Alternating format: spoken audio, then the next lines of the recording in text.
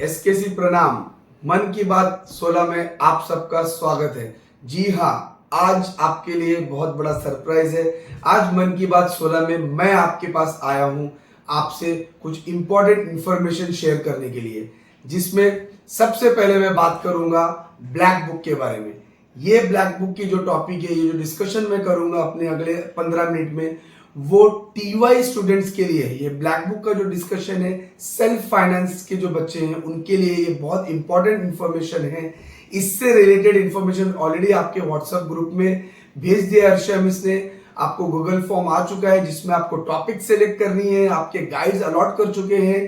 Topic के बारे में आपको मैं बताना चाहूंगा कि आप जब टॉपिक सेलेक्ट कर रहे हैं तो आपको ध्यान देना है। जैसे कि फॉर एग्जांपल टीवाईबीएमएस के बच्चे हैं, टीवाईबीएमएस में मार्केटिंग और फाइनेंस है हमारे पास, तो फाइनेंस का बच्चा जब टॉपिक सेलेक्ट कर रहा है तो उसे ध्यान देना है कि उसकी टॉपिक जो है वो फाइनेंस से रिलेटेड होनी चाहिए, इन्वेस्टमेंट से रिलेटेड होनी चाहिए। मार्केटिंग का बच्चा अगर है तो उसको मार्केटिंग से रिलेटेड टॉपिक होनी चाहिए। डिजिटल मार्केटिंग हो सकती है या कुछ और उससे रिलेटेड हो सकता है जो उसके मार्केटिंग के सब्जेक्ट को सपोर्ट करे। सिमिलरली अगर बीबीआई का स्टूडेंट है तो उसको बीबीआई से, बैंकिंग और इन्वेस्टमेंट से रिलेटेड टॉपिक्स वो ले सकता है। अगर वो बैफ का स्टूडेंट है तो उसकी टॉपिक जो है वो अकाउंटिंग फील्ड को लेकर रिलेट होनी चाहिए। फाइनेंस में भी हो जा सकता है। एट द सेम टाइम अगर बीएफएम का है, फाइनेंशियल मार्केट का बच्चा है, तो उसकी जो टॉपिक्स है वो फाइनेंशियल मार्केट के बारे में होना चाहिए। ये हो गया टॉपिक के बारे में, आपको मैंने आपके साथ डिस्कस किया बहुत छोटे से इसमें कि किस तरीके से आपको आपका टॉपिक सिलेक्शन करना है। अब टॉपिक की बात अगर कर रहा हूं तो आपको ये बात मैं बताना चाहूंगा कि ऑलरेडी आपके पास गूगल फॉर्म शेयर किया है। बहुत सारे बच्चों ने अभी भी आप अपनी टॉपिक जो है वो गूगल फॉर्म में सबमिट नहीं किए, रजिस्टर्ड नहीं किए। तो जो भी बच्चे अभी तक टॉपिक रजिस्टर्ड नहीं किए हैं उनको आपका अपना जो गाइड है, जो हमने गाइड अलॉट किए, जिनकी डिटेल ऑलरेडी दी है, वो गाइड्स आपको पता है। आप कॉलेज में पर्सनली आइए और जल्द से जल्द आपकी टॉपिक अपने गाइड से अप्रूव करा कर लीजिए। जैसे ही आपकी टॉपिक अप्रूव हो जाती है आपके अलॉटेड गाइड के साथ, तो आपके पास सबसे पहला काम आपको जो सोचना है वो सोचना है कि मैं मेरी ब्लैक बुक का काम जो शुरू कैसे करूं। अब ब्लैक बुक का काम शुरू करने के पहले आपको एक इंपॉर्टेंट फोकस देना चाहूंगा। ये ब्लैक बुक का जो आपका टॉपिक है वो है 100 मार्क्स का। कितने मार्क्स का? 100 मार्क्स का। आप इमेजिन करिए, अगर आप ये ब्लैक बुक सबमिशन जो हमारा प्रिस्क्राइब फॉर्मेट जो भी मैं अपने आगे इसमें शेयर करूंगा, वो फॉर्मेट फॉलो करते हुए सही तरीके से, सही स्टैंडर्ड से सब चीजें फॉलो करके अगर आप इस टॉपिक को सबमिट करते हैं, अगर आप वो 100 मार्क्स पूरा लेने में कामयाब होते हैं, यू कैन इमेजिन कि आपका जो टोटल ओवरऑल एग्रीगेट आएगा उसमें 100 मार्क्स का बूस्टर आता है। तो आपके परसेंटेज को कहां से कहां लेकर जाता है। तो आपको इस चीज को ध्यान देना है कि आपके पास अपॉर्चुनिटी है कि आप अपने परसेंटेज को, अपने ग्रेड को अच्छी तरीके से बूस्ट कर सकते हैं, और उसके लिए आपको हेल्प लेनी है किसकी? ब्लैक बुक की। ये आपको प्रिपेयर करना है। इसके बारे में आपको मैं इंपॉर्टेंट इंफॉर्मेशन शेयर करने जा रहा हूं। तो इसमें सबसे पहली बात आती है फॉर्मेट। इसका फॉर्मेट क्या होना चाहिए? जब कोई भी चीज हम प्रिपेयर करने जाते हैं, कोई प्रोजेक्ट बनाने जाते हैं, तो सबसे पहला सवाल आता है कि जब हम उसको टाइप करेंगे, आपको उसको खुद बैठकर अपने हाथों से आपको पूरी अपनी रिसर्च को टाइप करना है, पूरे प्रोजेक्ट। तो टाइप करने के लिए आपको किस तरीके का फॉर्मेट ये करना है? तो फॉर्मेट में सबसे पहली चीज आती है आपका जो पहले जो टाइटल्स होते हैं, टाइटल्स का साइज हो सकता है 14। बाकी आपकी जितनी भी कंटेंट होगी पूरे प्रोजेक्ट के अंदर वो होनी चाहिए 12। आपको टाइम्स रोमन 12 का फॉर्मेट यूज करना है। आपको क्या नाम है, जो आपकी फॉर्मेटिंग होगी चारों बाजू से, तो आपको चारों बाजू से टॉप, लेफ्ट, बॉटम, राइट से आपको 1.5 की स्पेसिंग देनी है। आपको बिटवीन द लाइंस आपको 1.5 की स्पेसिंग देनी है। ये आपकी हो गई, आपको किस तरीके से आपका टॉपिक लिखना है। ये क्लियर हो गया आप लोगों को? वापस रिपीट करता हूं, आपको फॉर्मेट फॉलो करना है लिखते वक्त, जिसमें आपको टाइम्स रोमन 12 फॉन्ट का स्टाइल लेना है। आपको साइज लेनी है 12। टाइटल्स के लिए आप 14 ले सकते हैं। एंड आपको चारों बाजू से टॉप, बॉटम, राइट, लेफ्ट से 1.5 की मार्जिन रखनी है। उसको क्यों रखनी है? जब आपकी ब्लैक बुक बाइंड होती है तो आपका जब क्लोज होता है तो 1.5 की स्पेसिंग देने से आपका जो कंटेंट है वो प्रॉपर तरीके से उसके अंदर दिखता है। ये हो गई बात फॉर्मेटिंग के बारे में। अब जो आपको लिखते वक्त जो पूरे रिसर्च पेपर में जो चीजें फॉलो करनी है उसमें आता है नंबर 1 आपके पहले 4 पेजेस, जिसमें आता है आपका डिक्लेरेशन, आपका सर्टिफिकेट, आपकी अंडरटेकिंग, ये 3 चीजें आती है। तो जो फर्स्ट 4 पेजेस है, ये फर्स्ट 4 पेजेस की पूरी फॉर्मेट जो है वो आपको व्हाट्सएप ग्रुप में शेयर की जाएगी, अर्षा में शेयर करेंगी उसको। वो फॉर्मेट आप लेने के बाद उसके अंदर आपको सिर्फ एडिट करना है आपकी टॉपिक, आपका नाम, आपका क्लास, आपका रोल नंबर, आपके गाइड का नाम, आपके कॉलेज का नाम, ये सारी चीजें आपको उसके अंदर ऐड करनी है। तो पहला मैंने आपको कवर किया क्या फॉर्मेटिंग होगी, फिर आपको मैंने बताया फर्स्ट 4 पेजेस के अंदर क्या आएगा और किस तरीके से आपको हम देंगे उसको, आपको सिर्फ उसको एडिटिंग करना है। उसके बाद आपका काम शुरू होता है। तो आप जब रिसर्च, आपका जब प्रोजेक्ट लिखना शुरू करते हो आपके पर्टिकुलर टॉपिक के बारे में, तो सबसे पहली चीज होनी चाहिए इंट्रोडक्शन। आपकी जो टॉपिक है उसके बारे में आपको इंट्रोडक्शन देना है। फॉर एग्जांपल आपका मार्केटिंग का टॉपिक है और आप डिजिटल मार्केटिंग के ऊपर क्या नाम है आपका प्रोजेक्ट लिख रहे हैं, तो आपको पहले आपको डिजिटल मार्केटिंग क्या होती है उसको डिफाइन करना है, उसके फीचर्स क्या है, उसके अंदर क्या कंटेंट आता है। उसके बाद जब आपका इंट्रोडक्शन हो जाता है, फिर आपको उसकी स्कोप ऑफ स्टडी बतानी है कि आपका पर्टिकुलर टॉपिक का जो है वो स्कोप कितना बड़ा है, आप उसको किस क्या क्या चीजों को अपने टॉपिक के अंदर कवर कर रहे हैं। फॉर एग्जाम्पल मेरी पीएचडी की टॉपिक थी CSR इन बैंकिंग सेक्टर। तो मैंने जब मेरी टॉपिक ली तो मैंने मेरे स्कोप को लिमिट किया वसई तालुका को, कि मैं जो बैंकिंग सेक्टर कवर कर रहा हूं वो मैं वसई तालुका में कवर कर रहा हूं।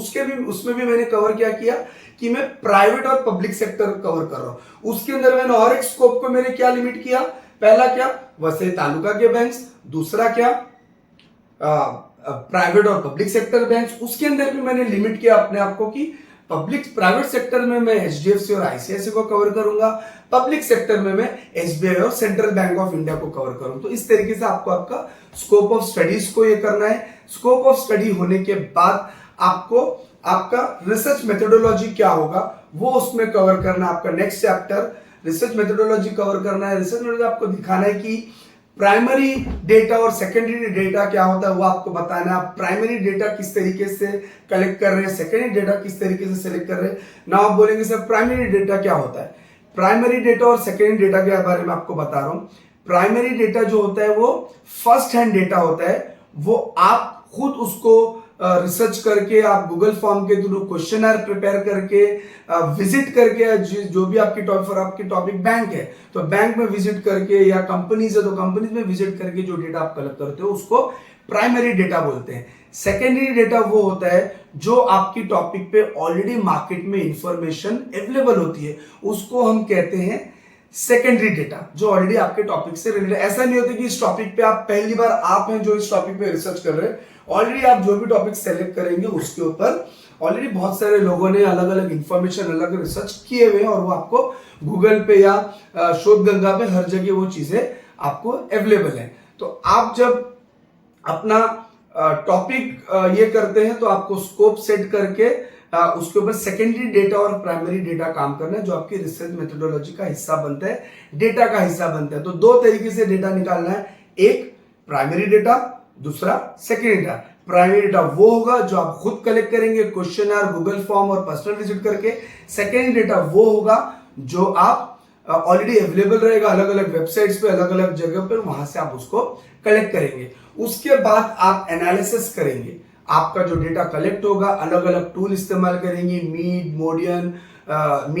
मोड, एवरेज, ये सारे फॉर्मूलाज का इस्तेमाल करके आप अपने डेटा को एनालाइज करेंगे।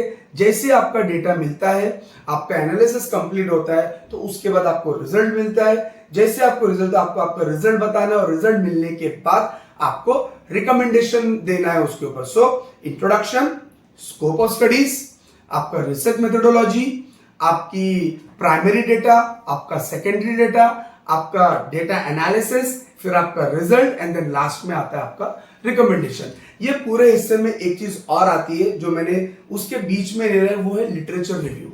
आपको आपका एक चैप्टर उसमें इंक्लूड करना है लिटरेचर रिव्यू के बारे में। अब लिटरेचर रिव्यू क्या होता है, जैसे अभी आपको मैंने बताया कि जिस टॉपिक पर आप रिसर्च कर रहे हो वो टॉपिक ऑलरेडी बहुत सारे लोगों ने किया हुआ है, तो आपको आपके टॉपिक पे अलग अलग ऑथर ने जैसे उस टॉपिक के बारे में जो भी बातें बोली तो ऐसे आपको 15 से 20 लिटरेचर रिव्यू उस पर्टिकुलर चैप्टर में डालना है कि इस पर्टिकुलर टॉपिक के डिजिटल मार्केटिंग को लेकर इस पर्टिकुलर ऑथर ने इस ईयर में ये 2 लाइनें इस एनालिसिस को या इस आउटकम को बताया था। ऐसे करके आपको 15 से 20 लिटरेचर रिव्यू जितना आपको मिल जाता है वो लिटरेचर रिव्यू कलेक्ट करके आपको उसका एक पर्टिकुलर चैप्टर बनाना और उसके अंदर लिटरेचर रिव्यू को प्रेजेंट करना है। आपको लिमिटेशंस बतानी है, आपको आपके ऑब्जेक्टिव्स ऑफ द रिसर्च क्या है, आप ये रिसर्च करके क्या हासिल करना चाहते हो। जैसे मैंने मेरे टॉपिक का एग्जांपल दिया था CSR in public and private sectors, तो अल्टीमेटली मैंने लास्ट में प्रूफ किया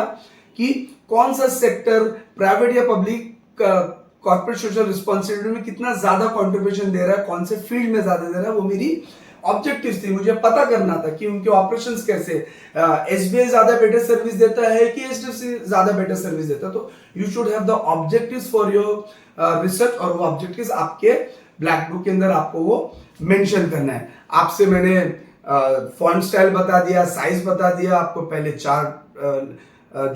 पहले 4 पेजेस होंगे, सर्टिफिकेट, अंडरटेकिंग, ये सारी चीजों के बारे में आपको मैंने बताया। Then I took you through the whole chapters, आपको क्या क्या उसके अंदर इंक्लूड करना है, क्या क्या टॉपिक्स करना है, उसके आपको एग्जांपल्स भी दिए। लास्ट में आपको उसके अंदर बिब्लियोग्राफी डालनी है। जैसे आपने कहीं जहां से आपने जो चीजें ली हैं आपको नीचे मेंशन करना है उस पर्टिकुलर जगह के पर्टिकुलर। समझो फॉर एग्जांपल आपने शोध गंगा से कोई डेटा लिया तो आपको बिब्लियोग्राफी में मेंशन करना है शोध गंगा। सो ऐसे जहां से आप सेकेंडरी डेटा लोगे वो आपको आपके नीचे अपेंडिक्स में जो है वो आपको मेंशन करना पड़ेगा।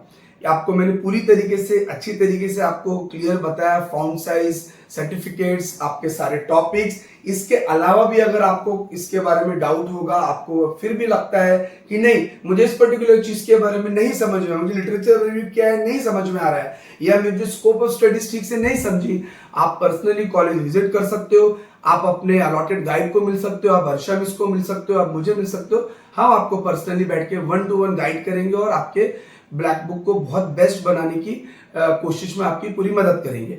एक लास्ट में आपको मैं एक चीज ऐड करना चाहूंगा ब्लैक बुक को लेकर। बहुत सारे बच्चे क्या करते हैं, रेडीमेड टॉपिक मिलता है, रेडीमेड टॉपिक उठाते हैं और रेडीमेड टॉपिक इसके अंदर डाल के पेस्ट करके लाके दे सकते हैं। Please avoid doing that.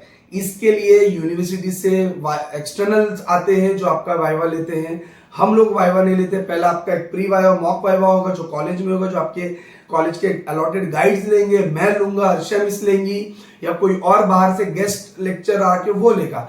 But when it comes to university viva, जब फाइनल वाइवा आपका जब होता है तो वो वाइवा के लिए यूनिवर्सिटी से अलॉट होता है एक्सटर्नल, और वो एक्सटर्नल आकर आपका वाइवा लेता है। वो आपकी बुक हाथ में जैसे लेता है, ऐसे पेज जैसे ओपन करता है, ये पेज देखकर उसको समझ में आ जाता है कि आपने ये टॉपिक खुद किया है या फिर आपने कहीं से इसको बोरो किया है। तो मेरी हम्बल रिक्वेस्ट है आपको कि आप खुद को भी मुश्किल में मत डालिए और ना आप अपने मार्क्स को रिड्यूस कराने की अपनी तरफ से गलती मत करिए, क्योंकि 100 मार्क्स का सवाल है। 100 मार्क अगर आपको मिलता है, यू इमेजिन, जैसे मैंने स्टार्टिंग में भी बोला कि आपका मार्क्स कितना अच्छे तरीके से बूस्ट होता है।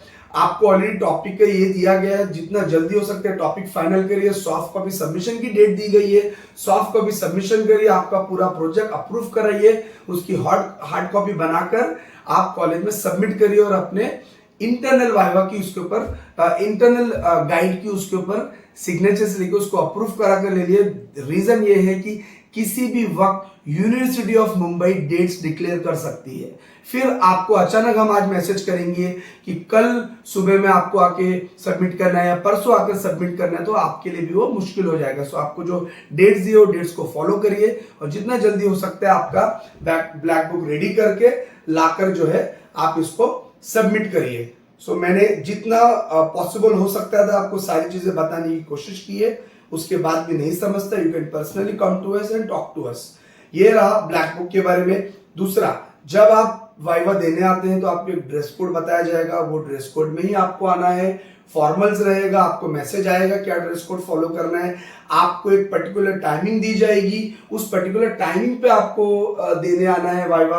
अगर समझो आपका कोई एक पर्टिकुलर डेट पे, समझो आपकी डेट है 10 फरवरी और 10 फरवरी को आपका स्लॉट होता है, समझो बीबीआई का स्टूडेंट्स और बीबीआई को स्लॉट मिलता है 11 बजे से 1 बजे का, तो आपको वही 11 से 1 के बीच में आपका वाइवा होगा, ना उसके पहले हो सकता है ना उसके बाद में हो सकता है। इंश्योर करो व्हाट्सएप पे जो मैसेजेस आ रहे हैं आपको सभी मैसेजेस देखने हैं। ब्लैक बुक के मैसेज को भी आप अच्छी तरीके से देखिए, उससे रिलेटेड जितने भी मैसेज अर्शिया मिस डाल रही है उस मैसेजेस को देखिए, पढ़िए उसको और प्रॉपर तरीके से फॉलो करिए, क्योंकि डेडलाइन आपको मीट करनी है। किसी भी हालत में आपका बिफोर डेट या आफ्टर डेट या उस शेड्यूल के अगर 11 से 1 है तो 1 बजे के बाद भी आपका वाइवा का सबमिशन नहीं होता है। उसका रीजन ये है कि जैसे आपको मैं बता चुका हूं कि external vivas university of Mumbai से अपॉइंट किए हुए एक्सटर्नल्स आते हैं, वो उनके गिवन टाइम स्लॉट में आते हैं, उस टाइम स्लॉट में वो आपका वाइवा लेंगे। अगर आप उस वक्त नहीं आते हैं तो आपको एब्सेंटी मार्क होगा, और एब्सेंटी मार्क होगा तो आप यूनिवर्सिटी ऑफ मुंबई में उसमें आपको 0 मिलेगा।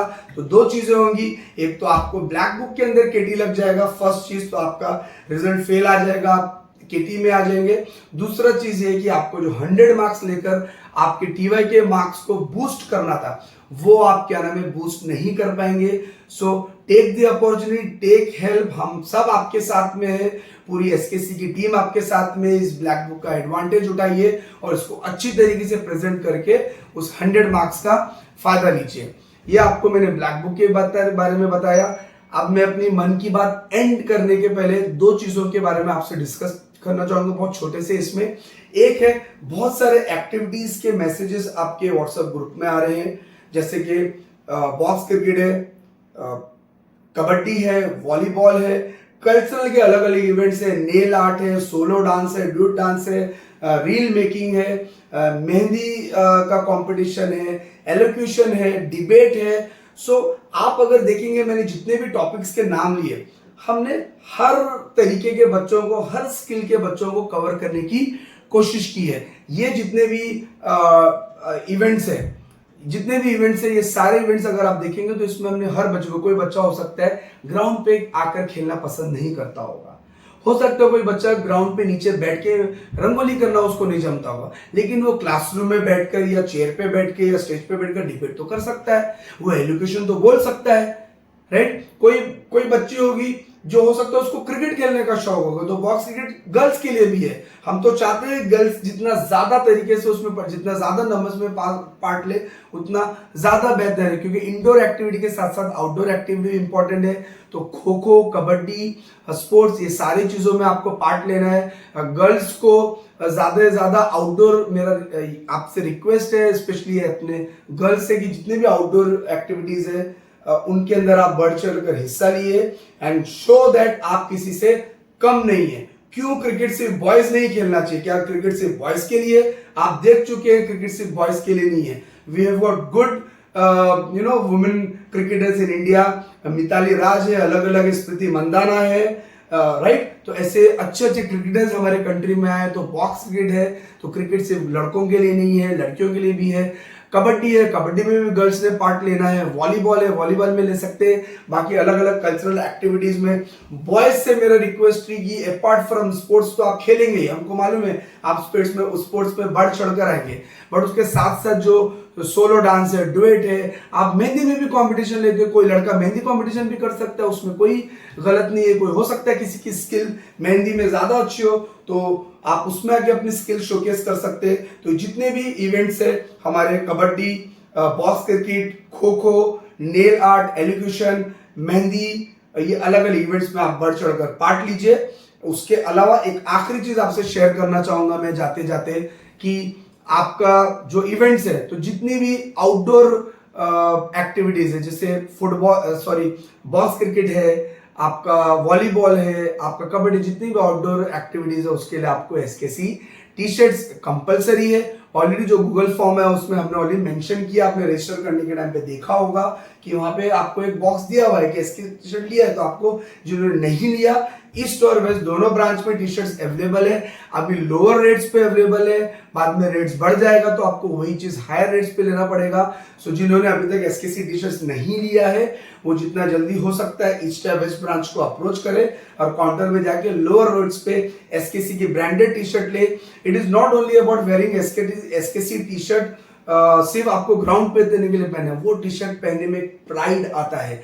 मैं भी कुछ दिन पहले एसवाई और टीवाई के बच्चों से बात करने के लिए गया था क्लासरूम, तो वहां पे मैंने शेयर किया कि हमने तप्तानी मॉल में हमने एक एग्जीबिशन में हिस्सा लिया जहां पे हम अपने कॉलेज को अपने एसकेसी ब्रांड को प्रमोट कर रहे थे। वहां पे मैं खुद एसकेसी टी शर्ट पहन के खड़ा था, शिवानी भी एसकेसी टी शर्ट पहन के, हमारा और भी फीमेल स्टाफ वहां पे टी शर्ट्स पहन के खड़े थे।